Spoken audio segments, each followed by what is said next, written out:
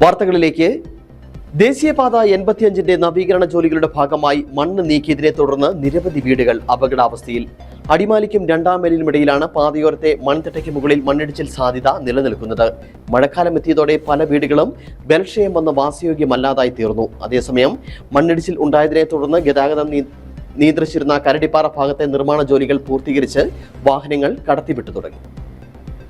ഇത്തവണ മഴ കനത്ത ശേഷം ഏറ്റവും അധികം മണ്ണിടിച്ചിലുണ്ടായ ഇടങ്ങളിൽ ഒന്നാണ് ദേശീയപാത 85ന്റെ ഭാഗമായ നേര്യമംഗലം മുതൽ മൂന്നാർ വരെയുള്ള ഭാഗം. നവീകരണ ജോലികളുടെ ഭാഗമായി മണ്ണ് നീക്കിയതാണ് മണ്ണിടിച്ചിലിനും അടിക്കടിയുള്ള മരം വീഴ്ചയ്ക്കും കാരണം. കഴിഞ്ഞ മഴക്കാലത്തും സ്ഥിതി സമാനമായിരുന്നു. നവീകരണ ജോലികളുടെ ഭാഗമായി മണ്ണ് നീക്കിയതിനെ തുടർന്ന് അപകടാവസ്ഥയിലായ നിരവധി വീടുകളാണ് ഈ മേഖലയിൽ ഉള്ളത്. അടിമാലിക്കും രണ്ടാം മൈലിനും ഇടയിലാണ് പാതയോരത്ത് മൺതിട്ടയ്ക്ക് മുകളിൽ മണ്ണിടിച്ചിൽ സാധ്യത മുമ്പിൽ കണ്ട കുടുംബങ്ങൾ അധികമായി കഴിയുന്നത്. മഴക്കാലം എത്തിയതോടെ പല വീടുകളും ബലക്ഷയം വന്ന് വാസയോഗ്യമല്ലാതായി തീർന്നു. മണ്ണെടുത്തിട്ട് 4 മാസമായപ്പോൾ തൊട്ട് ഇവർ പണിത് തരാമെന്ന് പറഞ്ഞത്, വേനയ്ക്കൊക്കെ പണിത് തരാമെന്ന് പറഞ്ഞത് ഇതുവരെയും പണിത് തന്നിട്ടില്ല. അപ്പോൾ ഈ കഴിഞ്ഞ 2 ആഴ്ച തുടർന്ന മഴയിൽ ഞങ്ങൾക്ക് കിടന്നുറങ്ങാനായിട്ട് ഭയങ്കര ഭീകരാവസ്ഥയും ഭയങ്കര ഭീതിയോടുകൂടിയാണ് കിടന്നുറങ്ങുന്നത്. മിനിഞ്ഞാന്ന് അവരുടെ വീട് മൊത്തത്തിൽ ഇടിഞ്ഞു പൊളിഞ്ഞു പോയി.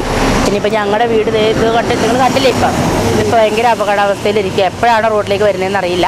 മഴ ഇനിയുള്ള മഴയ്ക്ക് മുന്നേ ഇത് ചെയ്തു തന്നില്ലെങ്കിൽ ഞങ്ങൾ ഈ 4-5 വീട്ടുകാരും അപകടാവസ്ഥയിൽ തന്നെയാണ്. സംരക്ഷണ ഭിത്തി നിർമ്മാണത്തിനായി മണ്ണ് നീക്കിയ ഇടങ്ങളിൽ മഴയ്ക്ക് മുമ്പേ ഭിത്തിയുടെ നിർമ്മാണം പൂർത്തീകരിക്കാൻ കഴിയാതെ വന്നതും ഓടയുടെ നിർമ്മാണത്തിന് പലയിടത്തും അശാസ്ത്രീയമായ മണ്ണ് നീക്കിയതും ഇപ്പോഴത്തെ പ്രതിസന്ധിക്ക് കാരണമായതായി പറയപ്പെടുന്നു.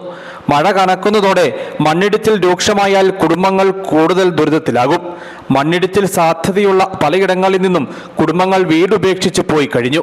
അതേസമയം മണ്ണിടിച്ചിലുണ്ടായതിനെ തുടർന്ന് ഗതാഗതം നിയന്ത്രിച്ചിരുന്ന ദേശീയപാതയിൽ കരടിപ്പാറ ഭാഗത്തെ നിർമ്മാണ ജോലികൾ പൂർത്തീകരിച്ച് വാഹനങ്ങൾ കടത്തിവിട്ടു തുടങ്ങി.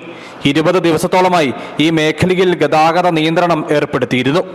News bureau, Adimali.